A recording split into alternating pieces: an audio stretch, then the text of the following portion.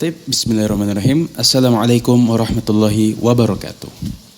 Alhamdulillahirabbil alamin wassalatu wassalamu ala nabiyina Muhammadin amma ba'd. Baik para pemirsa yang semoga senantiasa dirahmati, diberkahi dan dilindungi oleh Allah Subhanahu wa taala. Kembali lagi di acara Tausiah, tanya urusan syariah dan muamalah. Ya.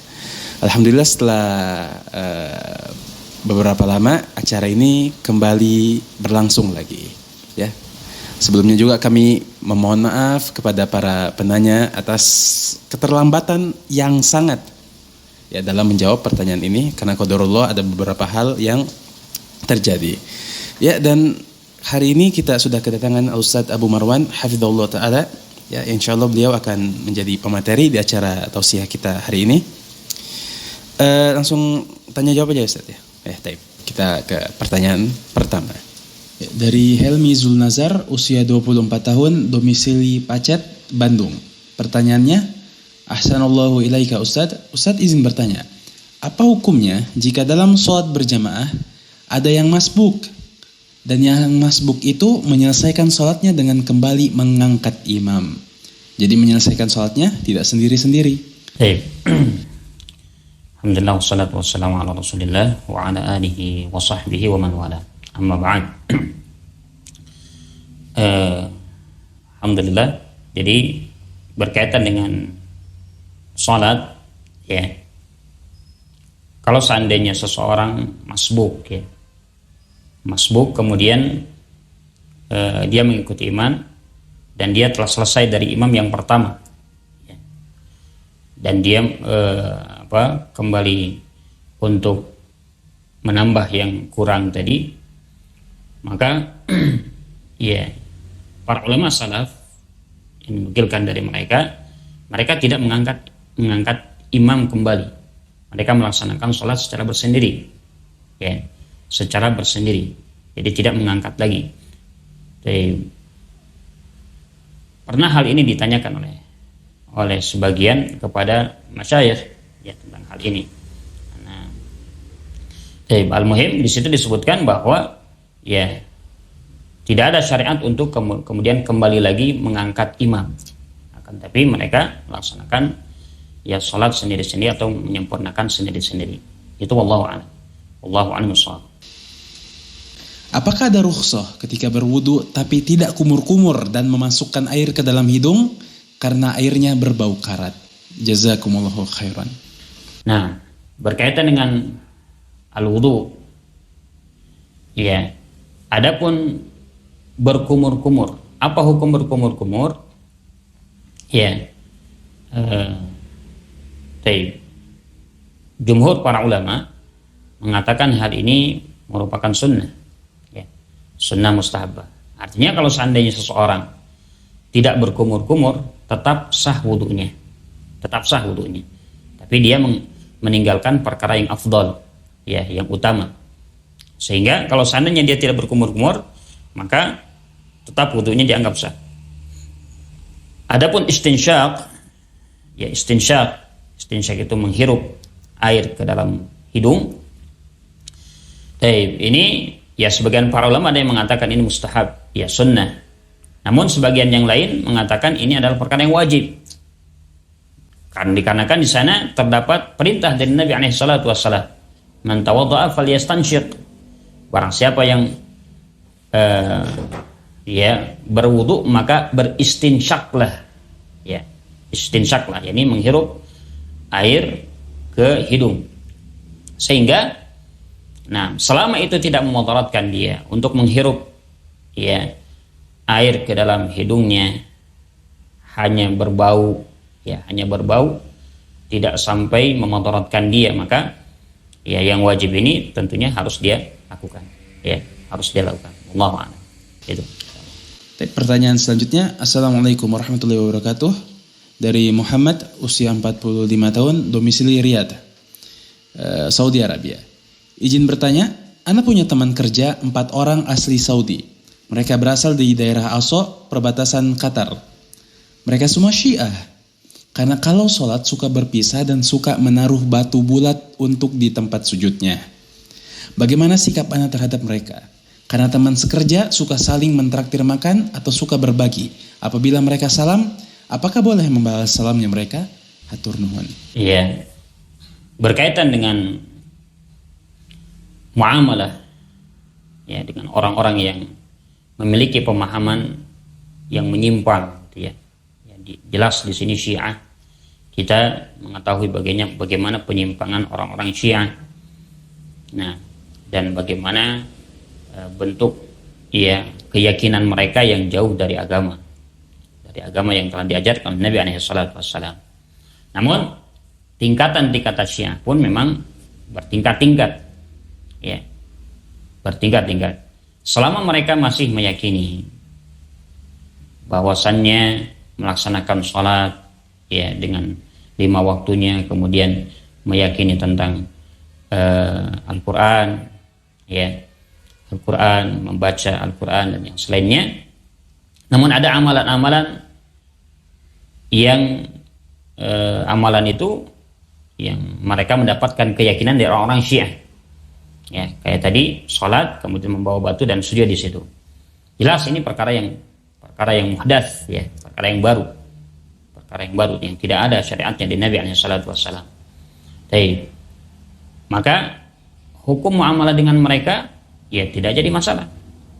Nah, tidak bisa kemudian kita langsung ya mengkafirkan seseorang yang meyakini ya dengan keyakinan Syiah. Ya, sampai kita sampaikan kepada mereka hujah, ya, kemudian mereka jelas menentang syariat Allah Subhanahu wa taala ketika dijelaskan, ketika difahamkan kepada mereka. Al-muhim, ya, para ulama telah meletakkan di sana ada mawani wa intifa'is syurut. Jadi harus ya dawabit, ya, ketentuan-ketentuan itu mereka telah kufur itu ada pada mereka. Ya, kemudian ada penghalang-penghalangnya tidak ada untuk kita mengkafirkan mereka. Jadi selama mereka masih melaksanakan sholat, masih melaksanakan syariat yang lainnya, muslim, ya, muslim, kita beramal sebagaimana bermuamalah dengan mereka sebagaimana kaum muslimin biasa, ya, maka nggak jadi masalah untuk kita bergaul dengan mereka, saling traktir, saling teh, ya. Dan tentunya, ya, kalau seandainya hal ini terjadi, ada kewajiban kita untuk menyampaikan syariat yang benar, mendakwahi mereka, ya, mendakwahi mereka, terutama kalau seandainya mereka adalah orang yang ahlul khair, jadi ingin kebaikan, ya, ingin kebaikan, kita ajak, kita sampaikan agama yang benar, ya, kita sampaikan apa kesalahan dari keyakinan Syiah, ya, yang bentuk kecintaan kita terhadap mereka fillah, ya, di atas ya karena Allah Subhanahu wa taala, karena Allah Azza wa Jalla. Maka ada kewajiban untuk kita mengajak mereka kepada kebenaran, ya, untuk meninggalkan pemahaman-pemahaman yang itu menjerumuskan kepada mereka kepada berbagai macam kebid'ahan, kesesatan. Nah, ini yang bisa Anda jawab. Allah a'lam. Pertanyaan selanjutnya dari Deden Indra, usia 39 tahun, domisili Majalaya, Kabupaten Bandung. Assalamualaikum, izin bertanya Ustaz. Setahu saya, bagi hasil sebelum mendapat keuntungan itu kan termasuk riba. Lalu bagaimana dengan sistem kerja sekarang yang banyak dilakukan? Seperti misalnya pekerja penjual bakso keliling yang mendapat bayaran dari persentase, misal 30% dari hasil penjualan kotor. Apakah termasuk ke dalam riba dalam sistem bagi hasil? Karena meskipun bahasanya pekerja atau karyawan, tapi kalau sistemnya persentase atau bagi hasil, berarti bukankah itu termasuk sistem bagi hasil atau mudharabah? Jadi bukan upah atau ijarah. Dan meski diterapkan hukum yang berlaku secara syariah dalam mudharabah. Barakallahu fikum. Baik. Waalaikumsalam warahmatullahi wabarakatuh. Kemudian tentang hukum mudharabah. Ya, mudharabah bagi hasil. Ya, bagi hasil. Memang bagi hasil ini kita bisa melaksanakannya ketika jelas sudah ada bentuk keuntungan, ya. Nah, yang memberikan modal kemudian yang menjalankannya, gitu ya. Ketika yang menjalankan ini mendapatkan keuntungan, nah disitulah bagi hasil. Yang perlu ketahui dulu bahwa di dalam mudharabah di sini untuk menetapkan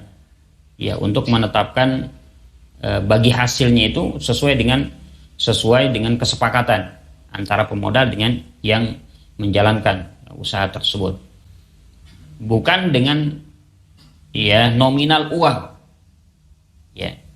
Contoh, saya bermodalkan 5 juta tapi per bulan saya minta 2 juta. Nah, ini nggak boleh, ini tidak boleh, ini dilarang.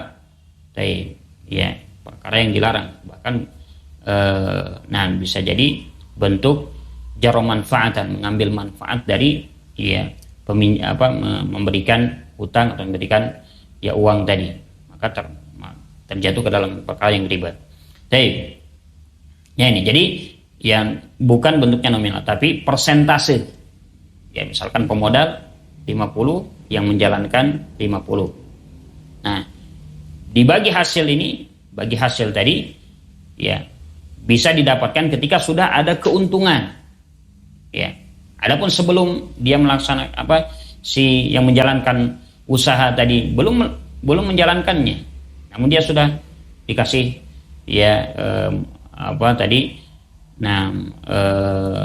kayak uangnya. Ini bahkan ini bukan mudharabah namanya, jadi ini bentuknya gaji gitu ya. Ijarah jadinya menggaji, memberikan gaji dari dia menjualkan bakso pemilik yang punya tadi barakallahu. Nah, ini jadi kalau keadaan seperti ini jelas bukan mudharabah, keluar dari akad mudharabah. Namun kalau keadaan seperti ini berarti dia memberikan gaji, menjual memberi upah jasa bagi orang yang menjualkan barang dia berupa bakso tadi. Yang itu yang anak pahami dari apa yang ditanyakan, karena kalau seandainya diberikan keuntungan tadi setelah menjual bakso keliling, kemudian dapat berapa? Nah, dapat berapa? Tentunya hal ini tadi kembali kepada keuntungannya berapa. Modalnya jelas modalnya itu dikurangi dulu, kemudian keuntungan di situ diambil, walaupun mungkin tidak 100% harus pas gitu harus pas. Lakunya berapa mangkok, kemudian diperkirakan keuntungannya segini. Nah, disitulah baru dibagi hasilnya gitu dibagi hasilnya. Barakallahu. Maka cara yang seperti ini yang masuk kepada mudharabah. Nah, adapun tadi kemudian dari situ ketika dia sudah keliling tadi, yang menjalankan usaha berkeliling, baru kemudian dikasih uangnya, dan itu tidak melihat modal, dan ini masuknya berarti kepada membayar jasa, membayar jasa seperti pegawai yang menunggu toko gitu, kemudian dia menjualkan, ada pelanggan terus dilayani dan seterusnya. Nah, itu bentuknya upah, upah al-ajr. Nah, upah dari apa yang dilakukan oleh pegawai tadi. Nah, gambarannya seperti itu jadinya. Gambarannya seperti itu. Kalau mudharabah, jelas mudharabah yang satu punya dana gitu punya modal, yang satu dia bisa menjalankan. Nah, yang pemodal ini dia berikan kepada yang menjalankan tadi, yang menjalankan usaha. Nah, dia yang mengatur dan seterusnya. Nah, ketika ada keuntungan maka dibagi hasil. Dan kalau seandainya rugi, yang pemodal pun ikut rugi, nggak boleh kemudian menuntut. Misalkan dia kasih modal 5 juta untuk dijalankan, qadarullah yang menjalankan itu terkena musibah atau rugi dan yang selainnya. Nah, tidak boleh seorang pemodal menuntut harus balik lagi 5 juta. Nah, ini akad yang haram bentuknya seperti ini ya, haram jadinya. Tapi bukan akad mudharabah lagi. Nah, barakallahu fikum. Yang kan ini, yang sana jauh. Pertanyaan kelima, Assalamualaikum Ustaz, maaf saya mau tanya. Saya kan anak tunggal yang sudah menikah dan tinggal bersama orang tua. Tapi saya sering bingung, istri dan ortu saya sering selisih paham. Jadi saya tidak bisa memilih salah satu. Bagaimana cara terbaik dalam menyikapi kondisi seperti itu? Jazakumullah khairan Ustaz. Barakallahu fikum. Baik. Waalaikumsalam warahmatullahi wabarakatuh. Iya. Kewajiban seorang anak laki-laki yang paling besar, ya tidak lain yang hak yang harus dia tunaikan adalah orang tuanya. Ya, orang tuanya. Min sa'ir dari seluruh hak yang ada, maka orang tua. Bahkan banyak adillah yang menunjukkan hal tersebut. Allah Subhanahu wa taala ketika menyebutkan ya pertama kali di dalam ayat dalam Al-Qur'an hak Allah Subhanahu wa taala, setelahnya adalah hak kedua orang tua. Wa qadara rabbuka alla ta'budu illa iyyah wa bil walidaini ihsana. Ya. Dan ayat yang semana dengan hal ini banyak di dalam Al-Qur'an. Banyak di dalam Al-Qur'an. Jadi untuk berbakti kepada orang tua. Berbakti kepada orang tua. Nah, apabila terjadi yang seperti ini, ya, dan ini sering ditanyakan, ya, bagaimana ketika tinggal bersama ibunya yang berselisih paham dengan istrinya, yang harus dilaksanakan oleh seorang anak laki-laki untuk memahamkan kepada istrinya bahwa dia ada kewajiban kepada ibunya atau orang tuanya untuk merawat, untuk berbakti kepada mereka, yang ketika itu mereka harus tinggal bersama orang tua mereka, harus tinggal dengan ibu mereka, ya, agar istrinya mengalah, gitu ya, agar istrinya tidak membantah ya orang tua dari suaminya tadi, barakallahu fikum, dan ya saling ta'awun, karena itu kewajiban suami, maka si istri harusnya mendukung, ya.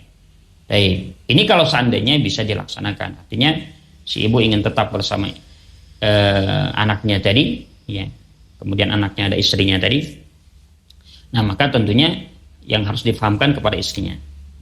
Kalau seandainya tidak bisa, kemudian ibu bisa tinggal sendiri di rumah yang lain, ya, kemudian anak tadi bisa tetap berbakti kepada ibunya. Nah ini mungkin bisa menjadi jalan keluar, ya, bisa menjadi jalan keluar kalau seandainya tidak bisa akur antara istrinya tadi dengan ibunya, ya, atau orang tua dengan ya mertuanya, berarti ya mertuanya. Maka seperti itu, ya, itu solusinya. Jadi ya tetap seorang anak laki-laki kewajiban yang paling besar adalah kepada orang tuanya, terkhusus ibu, ya, terkhusus ibu, jaga mereka, ya, hati mereka jaga, kemudian juga jasmani seorang ibu, maksudnya untuk merawat, ya, bukan hanya merawat fisiknya, kemudian batinnya pun dijaga, jangan sampai disakiti, jangan sampai ada ucapan, ya, dari kita, dari keluarga kita menyakiti orang tua kita, ya.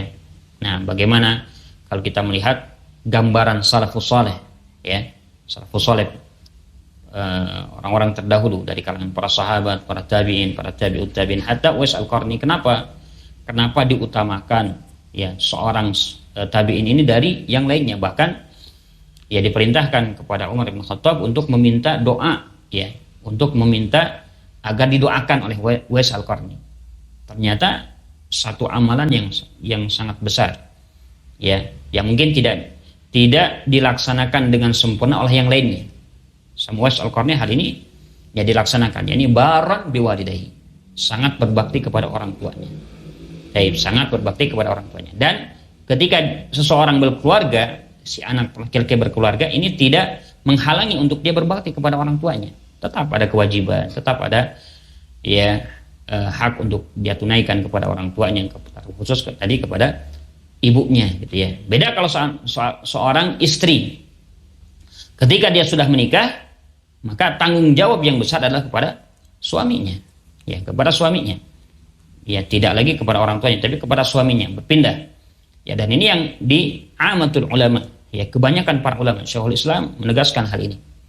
Ya, ketika sudah ijab qabul, sudah menjadi suami ya dari seorang laki-laki, maka si perempuan, si istri ini, hak yang paling besar untuk dia tunaikan adalah kepada suaminya. Barakallahu. Ini mungkin yang bisa nanya. Silahkan terus. Tapi pertanyaan selanjutnya, Bismillah, dari Lisna Sofiah, usia 22 tahun, domisili Kabupaten Bandung Barat. Yang pertama dulu ya, Ustaz. Pertanyaannya, hukum mendownload PDF kitab dari Google. Hukum mendownload ya PDF kitab. Nah, kita lihat biasanya di situ terdapat penjelasan gitu ya. Kalau seandainya itu majanan, kalau dalam ya kitab-kitab itu ada keterangan majanan, berarti kan ya itu gratis lah istilahnya ya. Seseorang kadang mewakafkan boleh mendownload di situ, maka ini nggak jadi masalah, tidak jadi masalah, bahkan mungkin bertawun, saling tolong menolong untuk menyebarkan kebaikan, ya, terkhusus bagi sang penulis, apalagi kalau seandainya kitab-kitab yang ya terdapat di situ faidah ilmiah ya berkaitan dengan syariat. Nah, ini nggak jadi masalah, kecuali kalau seandainya di situ harus ya, kalau seandainya pun harus bayar, nah di situ biasanya nggak bisa langsung download langsung kan, harus bayar dulu. Nah ini nggak jadi masalah. Al-muhim ya tadi, kalau seandainya hal itu dibebaskan untuk seseorang untuk mendownloadnya ya dan menyebarkannya, maka tidak mengapa untuk kita mendownloadnya ya, mendownload kitab tersebut. Tapi kalau seandainya berbayar tadi, yang harus dia ya bayar, nah sebagaimana membeli kitab, maka ya tentunya dia harus bayar gitu ya, harus bayar Allah. Nah ini. Kedua, apakah boleh seorang wanita ikut kegiatan camping semalam bersama rekan-rekan kerja dan murid? Ataukah terkena larangan safar tanpa mahram? Ya, berkaitan hal ini, acara tersebut dia laksanakan di mana? Kalau seandainya ya kegiatan tersebut dilaksanakan di tempat yang dia harus safar, atau tempat tersebut sudah dinyatakan atau dikategorikan sudah safar gitu ya, sudah safar, maka haram seorang perempuan untuk berangkat ke sana untuk mengikuti kegiatan tersebut, karena ya jarak antara tempat tinggal dia dan tempat kegiatan tadi sudah termasuk safar ya, yang harus ada mahramnya. Ya, kalau seandainya dia berangkat sendiri ya tanpa mahramnya, ini masuk ke dalam larangan yang diharamkan ya oleh Nabi SAW dalam satu hadis, la tusafir al-mar'ah ghairu dhi mahram ya, tidak boleh seorang wanita safar tanpa ada mahramnya ya. Nah, dalam riwayat yang lain satu hari satu malam ya, disebutkan satu hari satu malam ya safar bersamaan dengan tidak ada mahramnya. Nah, ini dilarang ya dalam syariat, dilarang dalam agama. Maka nah ya, kalau seandainya itu safar ya, dia tidak boleh mengikuti kegiatan tersebut. Dan kalau seandainya kegiatan tersebut di ya tempat yang tidak masuk safar ya, jaraknya cuma sebentar gitu ya, tidak jauh. Nah, secara hukum asal boleh sebenarnya ya, boleh.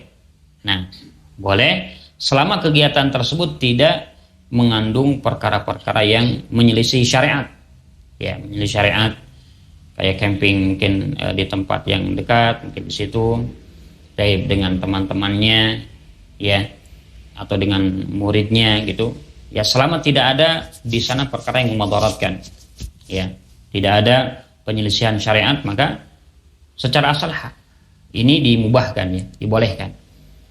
Namun harus diperhatikan ya, karena kalau seandainya hal itu tidak ada kegiatan yang jelas gitu ya, Beda kalau seandainya mungkin ada kegiatan di situ mungkin untuk mengajak murid-muridnya ya keseharian gimana ya, mengajarkan zikir-zikir dan yang selainnya, ya, jelas itu ada manfaatnya, ya, jelas itu ada manfaatnya, ada maslahatnya.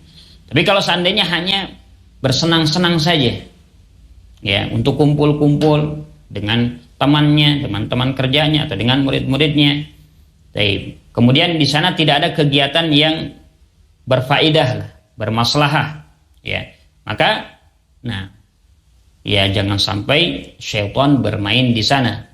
Kalau seandainya seorang perempuan berkumpul bertemu dengan yang lainnya, maka kemungkinan besar di sana akan terjadi obrolan-obrolan yang di situ jatuh ke dalam ya ghibah, wan namimah dan yang selainnya, waliyadzubillah, ya, ghibah terutama ya, membicarakan kejelekan-kejelekan orang lain, ya, terkhusus juga dia masalah tempat ini. Kadang tempat itu kan tidak aman gitu ya. Banyak orang ya, apalagi tempat-tempat camping gitu. Kemudian banyak laki-laki gitu ya yang bukan mahramnya. Ini akan mengundang fitnah. Maka ana nasihatkan untuk ya meninggalkan hal ini. Ya, Nabi SAW mengingatkan kepada kita, "Ma taraktu ba'di fitnatan hiya asyaddu 'ala rijal minan nisa." Kata Nabi SAW, tidaklah aku tinggalkan fitnah yang paling besar bagi laki-laki kecuali wanita. Ya, jadi wanita kalau sudah keluar ya dari rumahnya, dari tempat tinggalnya, ya, dari yang seharusnya dia tetap tinggal di sana, kemudian dia keluar, nah ini syaitan bermain. Idza kharajat istasyrafa syaitan. Kata Nabi SAW, kalau keluar saja sudah dihiasi oleh syaitan. Ya, pandangan laki-laki ke sana, ingin melihat dan seterusnya, waliyadzubillah. Maka hal ini jelas harus dihindari. Jadi kalau tidak ada kegiatan yang bermaslahat tadi, yang berfaedah, ya, maka yang lebih afdalnya tinggal di rumah. Apa kata Allah Subhanahu wa taala? Wa qarna fi buyutikunna wa la tabarrajna tabarrujal jahiliyatil ula. Kata Allah Subhanahu wa taala, wa qarna fi buyutikunna. Tinggallah kalian di rumah-rumah kalian, wala tabarrajna, dan janganlah kalian tabarruj, ya, berhias, berdandan sebagaimana berdandan orang-orang jahiliyah terdahulu. Ya, maka yang lebih afdal untuk tinggal bagi wanita tinggal di rumahnya selama tidak ada kewajiban atau apapun yang bentuknya maslahat, ya, faedah yang bisa diberikan di luar sana. Nah, tidak ada maslahat yang lebih besar dari itu, maka sebaiknya untuk tinggal di rumahnya. Kayak gitu. Allah, ini yang bisa Anda jawab. Pertanyaan selanjutnya, Assalamualaikum warahmatullahi wabarakatuh. Waalaikumsalam. Dari Fulana, usia 30 tahun lebih, domisili Bandung. Pertanyaannya, yang pertama, Afwan, izin bertanya Ustadz, apa hukum dan konsekuensi dari riswah? Apakah yang menjadi perantara untuk melakukan riswah ikut berdosa? Baik. Riswah. Nah, ya, riswah itu suap. Nah, menyuap seseorang. Jadi kalau seandainya dia menyuap seseorang untuk kepentingan dia atau kepentingan yang lain, ya, maka di situ yang membantu, yang ikut ta'awun untuk terwujudkan hal ini, ya, ikut berdosa jelas, ya. Maka perantara yang menyampaikan riswah tersebut pun berdosa, ya, ikut berdosa. Kalau seandainya itu tahu bentuk riswah, ya, menyuap, harusnya dia tinggalkan. Baik dia sebagai, ya, dia hanya menyampaikan saja gitu ya, hanya menyampaikan saja. Tapi untuk dia tinggalkan. Tapi ya kalau seandainya dia bisa menasehati orang yang berbuat riswahnya, ya, perantara tadi, ya, ini nggak boleh dan yang selainnya dilarang dalam agama, ya, dan pokoknya dengan kalimat-kalimat yang baik kita sampaikan, ya, itu lebih afdal lagi, lebih utama lagi. Allah a'lam. Tapi yang kedua, jika memberi sesuatu setelah keinginan tercapai, seperti hadiah atau tanda terima kasih, apakah itu termasuk riswah? Ya, Allah alam Ustadz, mungkin dilihat dari warna pertanyaannya, ini mungkin memberi ke orang dalam mungkin Ustaz. Allah alam. Oh iya. Jika seperti ini, ya di sana ada hadis, ya yang menyebutkan, hadiyatul ummal, ya hadiyatul ummal. Jadi memberikan hadiah kepada ummal, pekerja, ya pekerja ini dilarang, ya ada bentuknya seperti itu. Nah, jadi kalau seandainya dia jelas di sini, kalau seandainya dia memberikan hadiah kepada seorang yang bekerja di satu instansi tadi, karena dia sudah tercapai apa yang dia tujukan, tapi ya dengan bantuan orang tersebut, misalkan ya, nah ya dalam keadaan tadi mungkin dia memberikan kemudahan, memberikan apa istilahnya mah, ya perkara yang harusnya mungkin dia tidak dapatkan, ya mungkin waktunya harusnya dia mendapatkannya 2 bulan, ya itu dengan perantara orang dalam tadi, ya bisa 1 minggu atau 2 minggu. Kemudian setelah itu dia memberikan hadiah. Ini rishwah jelas, ya ini rishwah. Tapi kalau seandainya bentuknya sama, ya maksudnya sama, prosedurnya diikuti sesuai dengan apa yang telah ditetapkan, gitu. Ya dengan aturan-aturan yang selainnya. Kemudian alhamdulillah ya tercapai apa yang diinginkan. Nah, ya diantaranya ya dengan bantuan ya fulan ini. Nah, fulan ini, kalau kita kembali kepada hadis tadi, ini pun tidak bisa juga, ya. Karena hadiyatul ummal gulul, ya hadiyatul ummal ini gulul, ya gulul ini ya mencuri, gitu ya. Kalau dibilang, kalau dalam bahasa kita gulul al-ghal, ya ini ya mencuri.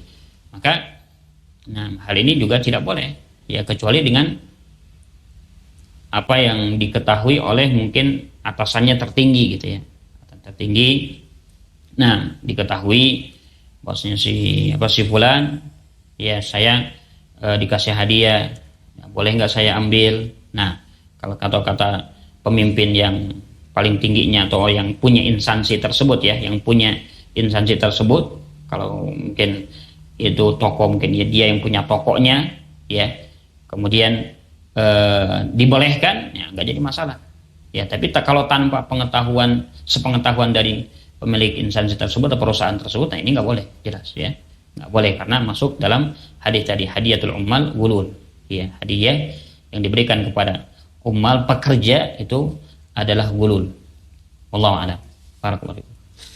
Pertanyaan selanjutnya dari Agung M. Grianto, usia 27 tahun, domisili Bandung, Cimahi. Pertanyaannya, Bismillah Ustaz, izin bertanya, afwan agak panjang. Pertama, anak kan ingin membeli rumah, terus ada yang cocok. Namun masalahnya rumah itu masih KPR dari yang punya ke bank konven. Dari 10 tahun, baru jalan 2 tahun kurang KPR-nya. Apa hukumnya membeli rumah second yang masih ada KPR ke bank oleh sepenjualnya, Ustaz? Kedua, jadi yang ingin Anda tanyakan, bagaimana skemanya biar syar'i kalau Anda ingin beli rumah second itu? Kedua, jadi yang ingin Anda tanyakan, bagaimana skemanya biar syar'i kalau Anda ingin beli rumah second itu secara cash ke si penjual? Misal namanya Mas Ade. Ketiga, misal harga rumah sepakat dijual 500 juta. Apa yang Anda lakukan ke Mas Ade biar nggak riba, Ustaz? Sedangkan si Mas Adenya ingin menjual ke saya, boleh cash atau over credit. Kalau over credit kan sudah jelas riba. Lalu bagaimana yang harus saya lakukan ke Mas Ade? Dan si Mas Ade ke banknya. Apakah si Mas Ade melunasi ke bank dulu dari uang yang saya bayarkan 500 juta? Atau misal akadnya si Mas Ade, saya pinjamkan dulu uang 500 juta untuk si Mas Ade, bayar melunasi ke bank dengan penalti dan sebagainya. Setelah itu kan sertifikat dan rumahnya udah full milik Mas Ade. Lalu si Mas Ade bayar hutang ke saya jumlah 500 juta dikembalikan dengan cara memberikan sertifikat dan rumah itu secara penuh ke atas nama saya, atau bagaimana, Ustaz? Ana inginnya cash ke si Mas Ade tanpa ana ada hubungan ke bank, Ustaz. Syukron. Jazakallah khairan. Masya Allah, barakallahu fikum. Baik, berkaitan dengan hal ini, ya banyak terjadi seperti ini ya, banyak terjadi seperti ini. Sebenarnya kalau seandainya dia tidak mengetahui hal ini adalah tentang apa, ya KPR sudah digadaikan, ya apa sertifikat tanahnya ya, berarti ya sertifikat tanahnya. Nah, kemudian hanya antara dia dengan pemilik rumah tersebut, gitu ya. Berapa yang dijual oleh pemilik rumah tersebut, ya kemudian kita berikan kepadanya. Nah, ini keluar dari, maksudnya keluar dari permasalahan, artinya sah, gitu ya, sah. Barakallahu fikum. Jadi ini pun sama, gitu ya. Nah, bagaimana kita ingin membeli rumah, ya ternyata itu digadaikan ke, ya tadi KPR tadi, maka transaksi kita hanya dengan orang yang memiliki rumah tersebut. Dia mau menjual berapa, misalkan di sekian, misalkan 500 juta tadi, ya sudah, ya saya tidak tahu urusannya, pokoknya saya membeli cash, ya rumahnya segini. Nah, urusan apa-apanya ya saya terima, beres semuanya, gitu ya. Pegang kunci, surat-suratnya saya ambil atau saya miliki. Ya, seperti itu. Jadi nggak perlu gimana kita kasih uang dulu untuk melunasi KPR. Ya itu antara dia dengan bank tersebut ya. Adapun kita dengan dia ya. Kita dengan dia. Dia menjual, kita beli. Dia menjual, kita beli ya. Urusan dia menggadaikan ke bank, ya urusan dia. Ya, urusan dia. Muamalah kita ingin jual beli saja antara dia, maka yaitu jalan keluarnya, ya itu jalan keluarnya di Allah alam. Nah, Allah alam soalnya kayak gitu, ya kayak gitu untuk membeli rumah tersebut. Dan kalau seandainya memang, ya misalkan ada, kalau seandainya gitu ya, kalau seandainya ada pilihan ini, ya kita qadarullah tahulah itu digadaikan KPR tadi. Yang satu ini bebas gitu, maksudnya orangnya sudah dia miliki dan semuanya. Nah, ya maka tentunya yang kedua ini yang harus didahulukan, gitu ya. Harus didahulukan untuk kita beli, ya karena dia pun bebas dari KPR dan yang selainnya. Nah, ya kita tidak membantu untuk dia terbebas dari itu semuanya. Al-muhim, ya muamalah kita hanya jual beli saja, kayak gitu. Ya, dan kita pun tidak membantu dia untuk melunasi hutang dia ke bank. Allah, ya. Ini kalau seandainya dihadapkan dua pilihan, gitu ya. Tapi kalau seandainya memang ya yang ada hanya itu, ya kayak gitulah pilihan keluar. Allah barakallahu. Dan insyaallah. Pertanyaan terakhir dari Bayu, usia 22 tahun, domisili Bandung.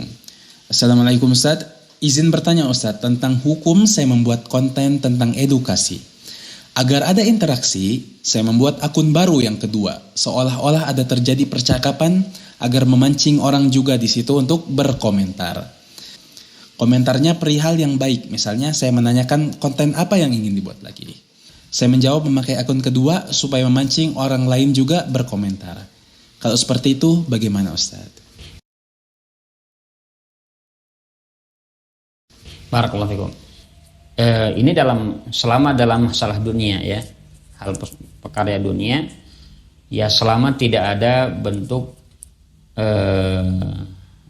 merugikan orang lain, ya mendolimi orang lain, nggak jadi masalah. Jadi masalah. Kita punya produk misalkan kita ingin jual, ya di mana kayak di Facebook atau di apalah ya, mungkin banyak aplikasi-aplikasi sekarang. Kemudian, nah dia punya akun yang kedua misalkan ya. Nah kemudian ya bertanyalah, padahal itu milik dia sendiri gitu ya, miliknya sendiri. Ya selama hal itu perkara yang duniawi tadi nggak jadi masalah, ya nggak jadi masalah. Yang tujuannya tidak untuk agar orang pun ikut beli ke situ gitu ya. Tapi jangan ada bohong, ya jangan ada bentuk penipuan dan yang selainnya. Bukan ada penipuan gitu ya. Jadi kalau ingin dijelaskan barangnya sesuai dengan yang ada wakinya, kenyataannya seperti itu. Ya, jadi tidak ada kebohongan, tidak ada madarat bagi orang lain, tidak ada bentuk kezaliman. Nah, ini nggak jadi masalah. Ini nggak jadi masalah. Ya. Nah, ini wallahu alam. Ya, selama ini dalam perkara dunia ya, dalam perkara dunia. Baik, ya. Ini yang saya jawab. Jadi, nah, mungkin kalau seandainya ya bisa hal itu tanpa bentuk yang tadi ya, karena walaupun mungkin kita tidak menafikan gitu ya, tidak menafikan bahwasanya kadang orang menilai oh ini orang lain gitu ya, ada bentuk istilahnya ya bukan membohongi juga, istilahnya ya mungkin itu sebagai trik di dalam jual beli juga mungkin bisa ya. Nah ini kalau seandainya tidak bisa tanpa melakukan hal tersebut, ini lebih afdal lagi lah, lebih utama lagi kalau seandainya tanpa seperti itu. Kalau seandainya memang harus mungkin, atau agar bisa lebih memancing, kemudian dia harus melakukan hal tersebut ya dalam perkara dunia tadi, kemudian tanpa ada madarat-madarat yang sudah kita sebutkan, ya Allah alam secara hukumnya, nah boleh saja ya, Allah alam. Wallahu a'lam bishawab. Ini yang bisa jawab. Baik, barakallahu. Tapi demikian, jazakallahu khairan kepada Ustadz yang sudah menyempatkan waktunya dan membagikan ilmunya kepada kita semua.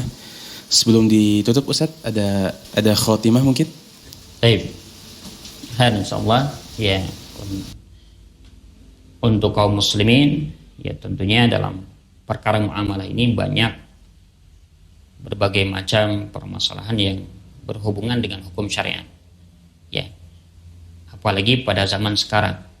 Jadi, oleh karenanya harus banyak berhati-hati ya, harus banyak berhati-hati, dan tentunya ini butuh ilmu ya, butuh ilmu di dalam muamalah ya, jual beli, muamalah antara sesama kita ini butuh akan ilmu. Oleh karenanya terus ya dalami ilmu agama, dalami ilmu muamalah ya, baik itu jual belinya atau yang selainnya ya, akadnya, akad nikah atau akad jual beli, kemudian juga interaksi antara satu dengan yang lain ya. Jadi jangan sampai dikarenakan muamalah yang seperti ini ya, kemudian kita terjerumus ke dalam berbagai macam bentuk penyelisihan syariat. Nah, kadang dikarenakan kita tidak tahu hukumnya, terjerumus dalam perkara riba, terjerumus dalam perkara hal-hal yang diharamkan oleh Allah Subhanahu wa taala. Oleh karenanya tadi perlu banyak berhati-hati, perlu banyak menggali ilmu ya, dan perlu banyak ya tadi untuk bertanya gitu ya, untuk menyampaikan hal ini kepada orang yang memiliki ilmu tentang hukum syariat ini. Ya. Alhamdulillah mungkin para asatidz banyak ya di Indonesia secara umum ya, di Bandung juga alhamdulillah bisa menanyakan kalau seandainya ada permasalahan yang kita hadapi ya, baik dalam jual beli dan yang selainnya, agar apa yang kita lakukan itu sesuai dengan syariat ya, sesuai dengan syariat, terkhusus ya dalam masalah muamalah ini.